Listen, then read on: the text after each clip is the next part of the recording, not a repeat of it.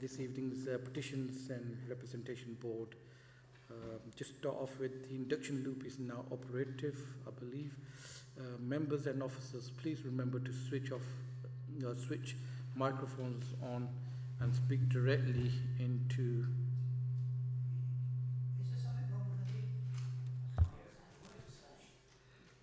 It's echoing back. Is it any better now? Oh, okay. Members and officers, please remember to switch the microphones on and speak directly into the microphone and switch off again after speaking.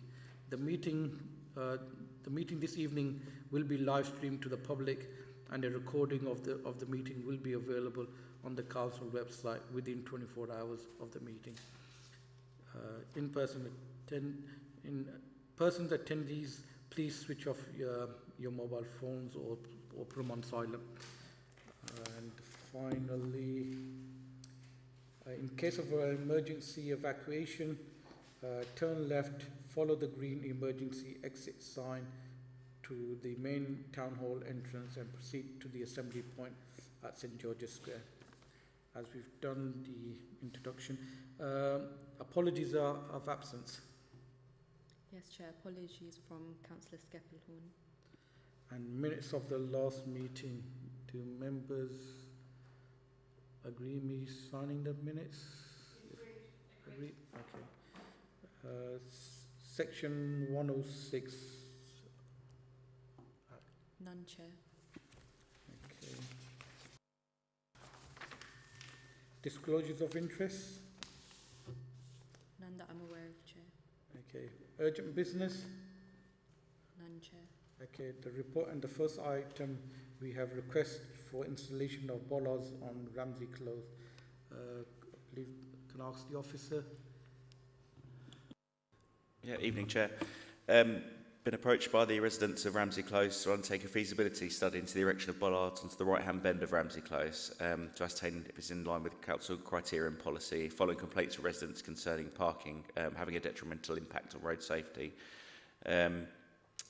The recommendation is that the council at this stage doesn't install bollards, but rather looks at installing restrictions that can be enforced by the civil enforcement officers against parking people that are parking inappropriately in a dangerous manner, by way of PCN, penalty charge notice, that is, rather than installing bollards. The background to it is that 20 residents representing 14 properties on Ramsey Close submitted a petition requesting the bollards to be installed. I've been made aware of a particular vehicle in question that is offending. It's a large flatbed vehicle with a trailer attached to it. I've undertaken numerous site visits, as have a couple of my colleagues on my behalf, to ascertain sort of what the level of parking is up there, if this is something that's happening 24 hours a day, if this is specific to like nighttime hours or peak hours, something in particular. Now, most of the day site visits I've undertaken, the vehicle hasn't been present, or the one day it was present, it had sort of detached the trailer from itself. The trailer was parked in a parking bay. The lorry itself was parked in a parking bay next to it, and there wasn't an immediate obstruction to the visibility displays for neither drivers or pedestrians. But I've seen photographic evidence that suggests this is going on. We have a criteria that's been agreed by the members with regards to the installation of bollards. Currently, Ramsey Close doesn't quite conform to the criteria to install bollards at this location. The bollards we primarily install around the town are to improve safety measures, specifically at vulnerable crossing points that are used by the vulnerable pedestrians, such as tactile crossings on the way to sort of local amenities, hospitals, shopping precincts, doctor surgeries, schools, that sort of thing. There are none of these amenities within the immediate vicinity of Ramsey Close, which is why it's not really met the criteria. Other stages of the criteria include reports from maintenance inspections about curbs and footways being damaged as a result of being overrun by vehicles. I've had a look through our systems. There's no immediate response from our inspection team with regards to maintenance issues there, which sort of further lowers the priority of having bollards installed. Like I said, I accept there is an issue there. I've seen the photographic evidence. I believe the petitioners have brought some with them this evening to have a look through, and I think the best way forward at the moment is to, like I say, the installation of double yellow lines that will restrict people from parking on 24 hours a day on that bend. That will, hopefully act as a deterrent to stop these people from parking inappropriately. Okay, thank you. Do members have any questions?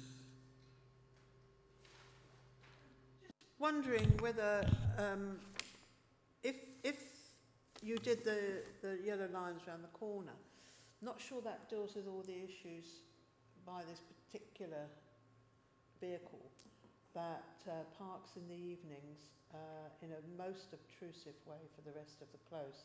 I believe you did go and have a look at it actually at night, so I know you know the problems with it. Would the parking yellow lines around there actually cover where he is parking? The proposals are to install the lines on the bend, sort of, it's hard to explain, but to sort of familiarise yourself with the site. Effectively, you've got a J-shaped bend that goes around to the right as you come from the entrance of Ramsey Close off, I think it's Drayton Road, isn't it? That then leads into an area of sort of off-street parking bays, although these aren't allocated to any particular property. I believe that lining from at the start of where those off-street parking bays are, right round the bend and up the road, sort of probably to level with the rear of the property boundary of the first house, would be adequate and stop the parking there. Now, it may move the vehicle further up the road.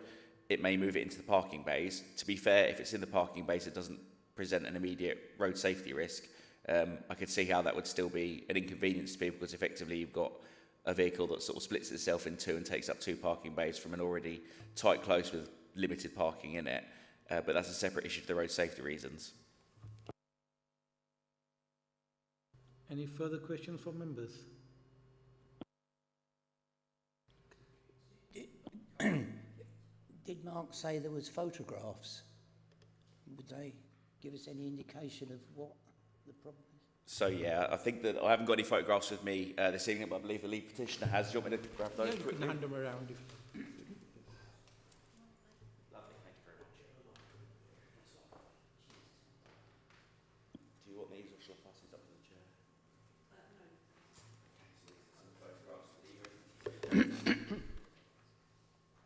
The vehicle you can see in the photographs is the offending vehicle that we're talking about with regards to the flatbed vehicle and the trailer that's attached to it. Yeah, is there any legislation or regulations on, what type of vehicles can be parked or left overnight in residential streets? Because I think it's quite common from people leaving their business vehicles. Some of these are large vehicles, I don't know categories. Some of them are like in tonnage, 7.5 tons and so forth.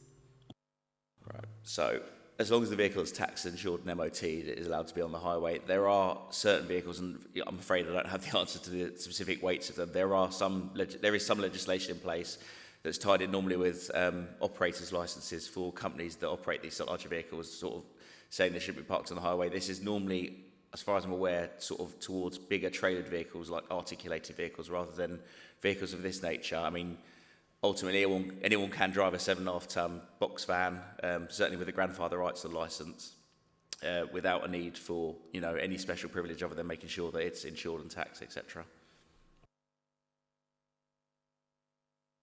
Okay. Any further questions? I was going to bring in the petition. You're welcome to, if you put the mic Hello. on. Yeah. As a resident of Ramsey Close, and have been for 42 years, this is the first time we've come across a resident who is just totally blanking every request that has been put forward to him. He moved in about 7 months ago, and overnight the vehicle appeared. And it is truly dangerous. If the residents on the facing side of the road, dead opposite facing you as you come down the close, park there, we have one way in and one way out. And there have been several near misses with the residents running into each other or oncoming delivery drivers. So it really is a dangerous situation. And our residents are truly worried by what is going on there. There's also the residents that are being kept awake at night when he starts his vehicle, because he comes in and goes out all times of day and night. So they are woken up, etc. He comes into the area that I live in, is far end of the close, and he has to come in to our area to turn it round. It is that big. So he swings it in quite fast into where we are, reverses it back, to then blocks the close-up to park it in the parking bays. Now, the enforcement officers have been out, and they've been there several times, and we've had meetings. I have never spoken to this gentleman. We had an engagement a couple of weeks ago when he caught me taking pictures because the vehicle was in a dangerous position. Anybody coming down the close was put in danger. So he was shouting at me, but I didn't engage with him because we've seen him engage with other residents and it isn't pleasant. So I've not got involved that way. Thank you. Can the officer, sorry for my, I should know Luton a lot better. Where is Ramsey Close? It's in the Lucy Farm area of the town, just off Drayton Road. So if you go up Tomlinson Avenue and turn right onto Drayton Road, it's on the right-hand side down there. Is this a legal size for the size of the van? I couldn't comment, to be fair. I mean, they're normally done on weight limit rather than size and length. It would be a matter for VOSA or the police to deal with in that scenario. Obviously, that would be outside of the scope of the highways. Could my husband answer that question for you, please? Sure. I've been in the motor trade for 70 years, and I did recovery for the motorway in the old days. Excuse me, sir. Can I ask you to come and sit in front of the mic, then we can hear you?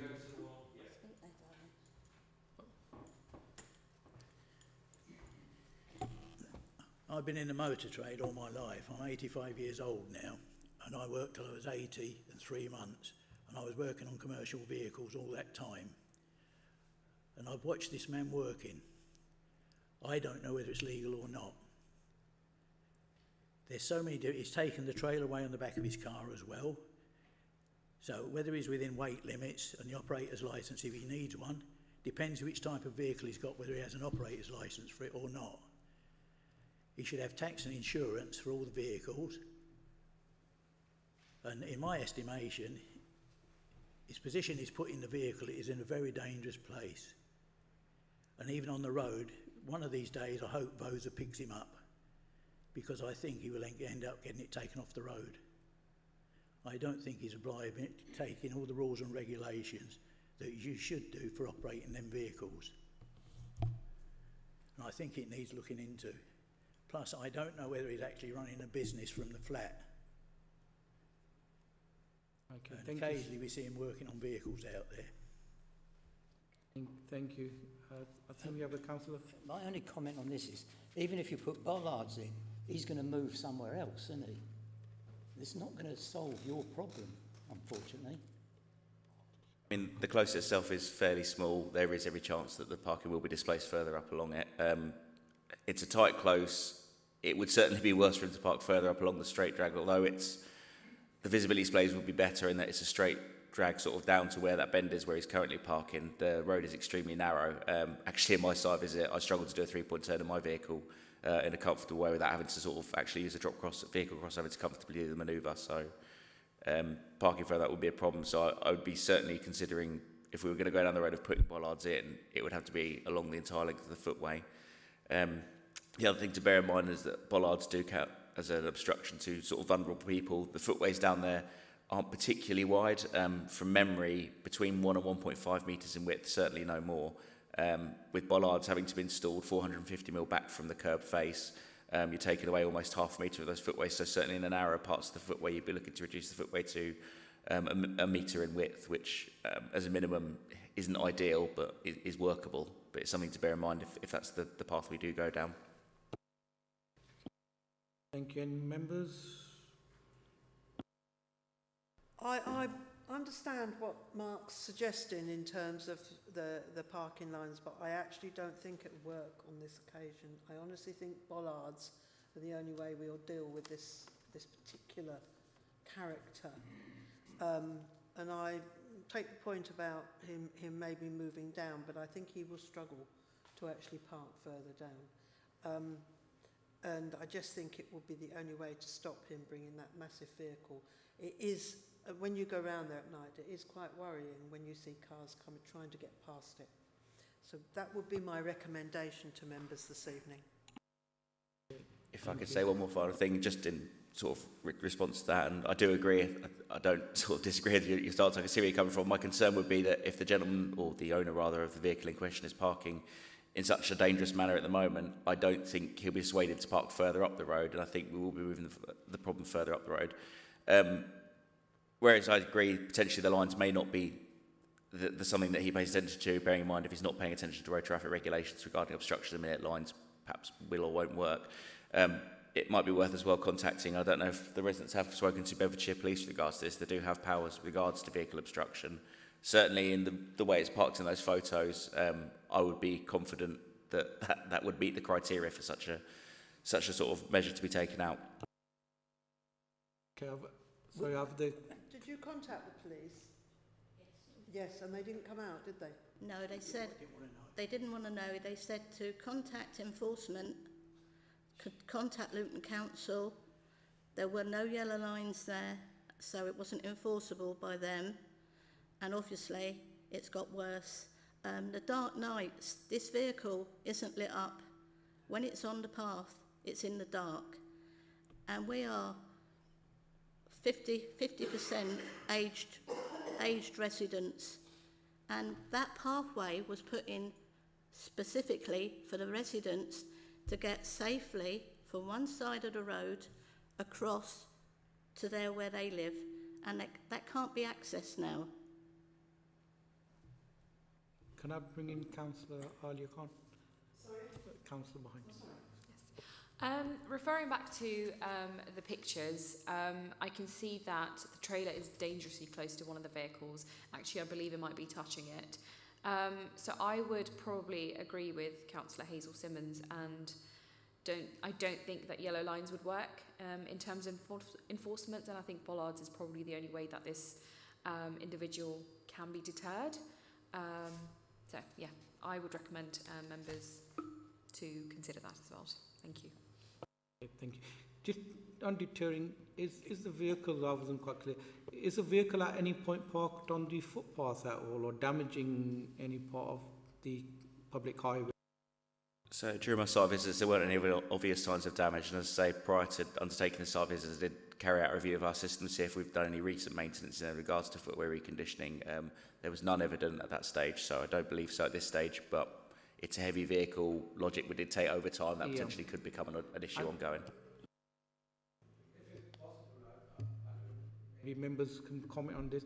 I think there might be nothing, if possibly the council can write to him, you know, with our observations that he's damaging the highway and he could be prosecuted. In relation to that, we don't have an official way of tracking who the vehicle owner is, albeit the residents could probably point them out. As well, the council, it's well outside of the Highway Authority's power to sort of state whether they're parking dangerous or not. That's firmly within the police's power in that scenario, and we'd be stepping on their toes. That's their jurisdiction. I think more merely as a deterrent, as a letter. I'll bring in Councillor. I assume we've done the obvious. Have we checked that he's taxed and insured? I took a check about a month and a half ago, and it was at the time, yes. I haven't checked recently, but I have no reason to believe it shouldn't be now. Yeah. I just wondered if it might be too obvious.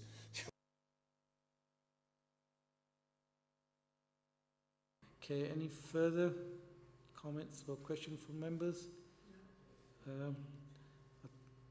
So shall I put it to members? I think we're coming to a conclusion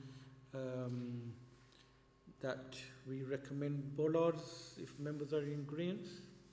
I would recommend that. Is there, members, yeah. is there anyone that wants to second it? Seconded. It's seconded. So do all members agree with putting bollards to help the situation? I don't think it will solve the problem, but I'll agree. Yeah, agree. Okay, the motion's carried. Thank you. That's it.